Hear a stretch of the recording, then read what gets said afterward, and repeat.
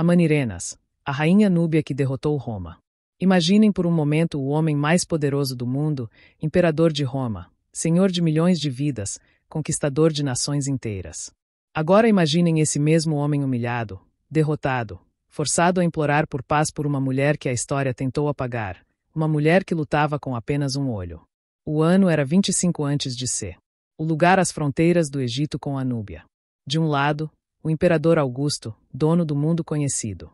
Do outro, ela. Seu nome era Amanirenas. Ela era uma Kandki, palavra que virou Candace, que significava rainha guerreira. E ela fez algo que ninguém havia conseguido fazer: parar a expansão romana na África para sempre. Uma história enterrada por 2000 anos. Mas a história que vocês vão ouvir hoje, ela foi enterrada por 2000 anos. Por que contar que uma mulher africana de um olho só derrotou o império mais poderoso da história? Isso não convinha a ninguém. Se vocês estão preparados para descobrir como uma rainha núbia cega de um olho conseguiu o impossível, se vocês querem saber como ela literalmente aterrorizou Roma e forçou o império a recuar, então apertem o like agora mesmo. Porque essa história vai virar tudo o que vocês sabem sobre o mundo antigo de cabeça para baixo. Roma no auge do poder. Para entender o tamanho do que Amanirenas conseguiu, precisamos voltar no tempo. Estamos falando do século antes de Cristo. Roma está no auge. Júlio César acabou de ser assassinado e agora Augusto, o primeiro imperador, está consolidando o maior império da história. Mas ao sul do Egito, numa região que hoje conhecemos como Sudão, existia um reino que Roma respeitava e temia. Império Romano. Augusto consolida o maior império da história após o assassinato de Júlio César. Conquista do Egito. Roma expande seu território e faz fronteira com a Núbia pela primeira vez. Reino de Cu. Ao sul, uma civilização milenar que Roma respeitava e temia. O Reino de Cu, uma civilização avançada. O Reino de Cu, também conhecido como Núbia. Escutem bem isso. Enquanto a Europa ainda estava emergindo da barbárie, os núbios já tinham uma civilização milenar. Eles tinham pirâmides, mais de 200, mais do que o Egito. Tinham metalurgia do ferro quando outros povos ainda usavam bronze. Tinham um sistema de escrita próprio. E o mais importante, eles tinham as Kandkis, mulheres que não eram apenas rainhas decorativas, elas eram guerreiras, comandantes, líderes absolutas que marchavam na frente dos seus exércitos. Amanirenas, a rainha de um olho só. Amanirenas assumiu o trono por volta de 40 a.C. Seu marido, o rei Teritecas, havia morrido e agora ela governava sozinha um reino com mais de 1 milhão de habitantes. E aqui vem um detalhe que torna essa história ainda mais impressionante. Amanirenas era cega de um olho. O historiador grego Estrabão a descreveu como uma mulher de temperamento masculino e cega de um olho, uma cicatriz de guerra que ela carregava com orgulho. A mudança drástica, Roma na fronteira. Mas em 30 a.C., algo mudou drasticamente. Otaviano, que logo seria conhecido como Augusto, conquistou o Egito. Cleópatra estava morta, Marco Antônio derrotado. E agora, pela primeira vez na história, Roma fazia fronteira direta com a Núbia. E vocês sabem como Roma funcionava, né? Conquista, expansão, dominação total. Eles olharam para o Sularam. Mais um reino para cair aos nossos pés e com uma rainha aleijada no comando, vai ser fácil. Eles não faziam ideia do que estava vindo. 30 a.C. Otaviano conquista o Egito. Fronteira direta. Roma faz fronteira com a Núbia pela primeira vez. Subestimação. Romanos acreditam que será fácil conquistar um reino liderado por uma rainha aleijada. A provocação romana. 25 a.C., Augusto nomeia Caio Petrônio como prefeito do Egito. Petrônio era um general experiente, veterano de várias campanhas. Sua missão era clara: estabelecer a autoridade romana na fronteira sul. A primeira provocação veio quando os romanos começaram a cobrar impostos dos núbios que comercializavam em Siene. Assuã. Era uma humilhação calculada. Roma estava testando os limites de Amanirenas. A gota d'água, estátuas de Augusto. Mas a gota d'água foi quando Petrônio mandou instalar estátuas de Augusto nas cidades fronteiriças núbias. Para os romanos era apenas propaganda política.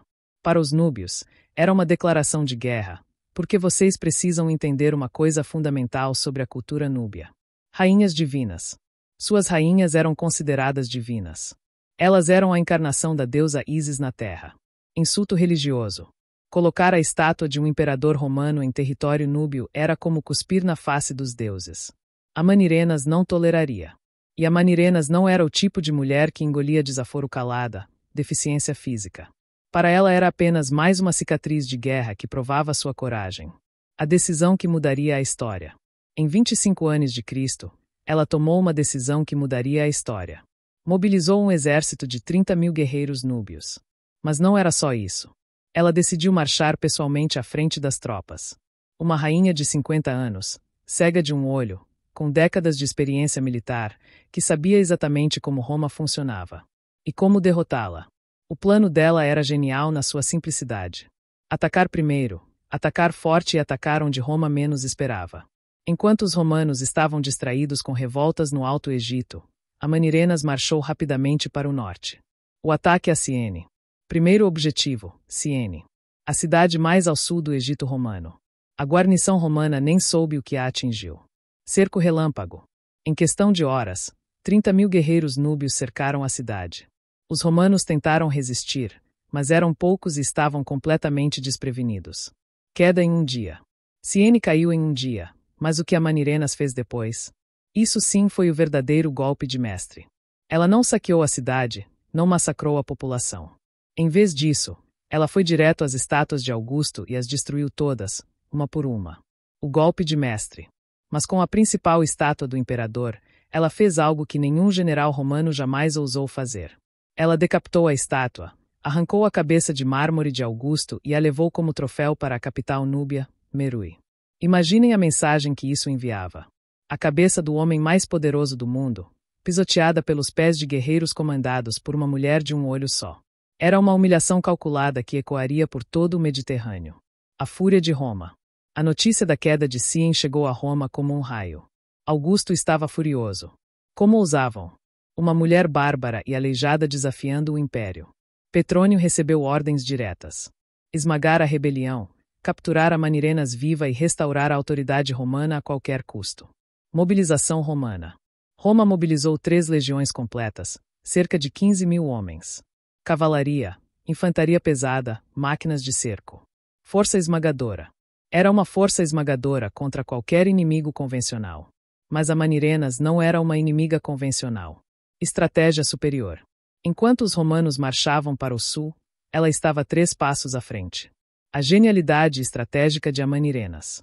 Ela havia retirado suas forças principais para além da primeira catarata do Nilo, uma região rochosa, onde os grandes navios romanos não conseguiam navegar.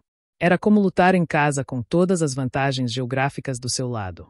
Quando Petrônio finalmente chegou à região, ele se deparou com algo que não esperava. Não encontrou um exército núbio, esperando por ele em campo aberto. Em vez disso, ele encontrou uma rede de fortalezas construídas em posições estratégicas, cada uma defendida por centenas de guerreiros que conheciam cada pedra, cada passagem, cada esconderijo. E comandando tudo isso, uma rainha de um olho só que parecia estar em todos os lugares ao mesmo tempo. A guerra de desgaste. Cercos sangrentos. Manirenas havia transformado a guerra numa série de cercos sangrentos.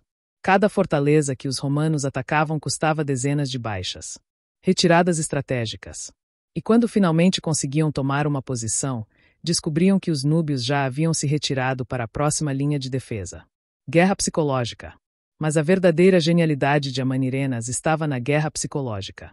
Ela sabia que os romanos dependiam de suprimentos vindos do norte. Vulnerabilidade romana. Sabia que quanto mais tempo ficassem no deserto núbio, mais vulneráveis ficariam. E ela sabia algo mais, que nenhum general romano queria ser lembrado como o homem que perdeu 3 legiões numa guerra contra uma mulher africana de um olho só. A rainha fantasma. Os relatos chegavam a Roma. Uma rainha fantasma que aparecia e desaparecia como fumaça. Seus guerreiros a seguiam cegamente, inspirados por uma líder que havia transformado sua deficiência em símbolo de poder. Foi então que Petrônio cometeu o erro que definiria toda a guerra. Frustrado com a tática de guerrilha núbia, ele decidiu partir para o ataque direto. As legiões romanas avançaram contra a fortaleza de Napata, a antiga capital religiosa núbia. Era exatamente isso que a Manirenas estava esperando. Napata não era apenas uma cidade, era o coração espiritual da Núbia. Ali estavam os templos mais sagrados, as tumbas dos antigos reis. A armadilha perfeita. Se Petrônio conseguisse tomar Napata, a guerra estaria praticamente ganha. Mas a Manirenas tinha outros planos. Ela havia passado meses preparando a defesa. Militarização total. Não apenas soldados. Toda a população civil havia sido militarizada. Homens, mulheres, até mesmo adolescentes, sabiam manejar arcos e lanças. Arqueiros lendários. E ela tinha uma arma secreta que os romanos não esperavam.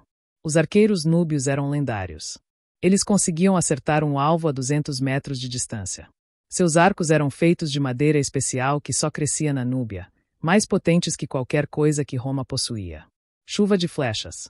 Quando as legiões se aproximaram de Napa, elas foram recebidas por uma chuva de flechas, como nunca haviam visto. A batalha decisiva. Mas o pior ainda estava por vir. Amanirenas havia preparado uma armadilha perfeita. Ela fingiu uma retirada. As primeiras linhas núbias recuaram como se estivessem sendo esmagadas pelo avanço romano. Petrônio, vendo a oportunidade, ordenou um ataque em massa. Foi quando Amanirenas mostrou por que era considerada uma das maiores estrategistas militares da antiguidade. De 3 lados diferentes, milhares de guerreiros núbios emergiram de posições escondidas. Os romanos se viram cercados com o rio Nilo bloqueando sua retirada. A rainha na linha de frente. Era uma batalha de vida ou morte, mas Amanirenas não estava comandando à distância, como a maioria dos líderes fazia. Ela estava lá na linha de frente lutando ao lado dos seus guerreiros. E imaginem a cena, uma rainha de um olho só, com mais de 50 anos, lutando ferozmente contra os melhores soldados do mundo. Sua presença no campo de batalha era como um raio, aterrorizante e inspiradora ao mesmo tempo. Os soldados romanos, acostumados a lutar contra homens, se viram diante de uma mulher que não demonstrava nenhum pingo de medo. Pior ainda, ela estava vencendo. A batalha durou horas. Quando a poeira baixou, centenas de romanos estavam mortos ou feridos. Petrônio havia sido obrigado a bater em retirada com o que restava das suas legiões. Mas Amanirenas não havia terminado. Ela ainda tinha uma lição final para ensinar a Roma. A diplomacia vitoriosa. Ela não perseguiu os romanos em fuga. Em vez disso, ela fez algo muito mais inteligente. Enviou embaixadores a Roma. A mensagem era simples e devastadora. Parem de nos provocar, ou vocês vão ver do que uma rainha de um olho só é capaz. Negociações. As negociações duraram meses. Roma estava em uma posição impossível. Dilema romano. Continuar a guerra significaria admitir publicamente que não conseguiam derrotar uma mulher africana com deficiência física. Parar a guerra significaria reconhecer que essa mesma mulher havia conseguido algo que nenhum outro líder conseguirá: fazer Roma recuar. Decisão de Augusto. Augusto estava diante de um dilema político devastador. O Senado romano estava dividido. Alguns senadores queriam enviar mais legiões. Outros argumentavam que uma guerra prolongada na Núbia seria um desastre econômico e político. Sabedoria política. Mas Augusto era um político experiente. Ele sabia que às vezes a sabedoria estava em saber quando parar de lutar. O legado de Amanirenas. Em 22 anos de Cristo, 3 anos após o início da guerra, Augusto fez algo sem precedentes na história romana. Ele cedeu às exigências de Amanirenas. O Tratado de Samos, assinado na ilha grega de Samos, reconhecia oficialmente a Núbia como nação independente e soberana. Roma renunciava a qualquer pretensão territorial ao sul da Primeira Catarata.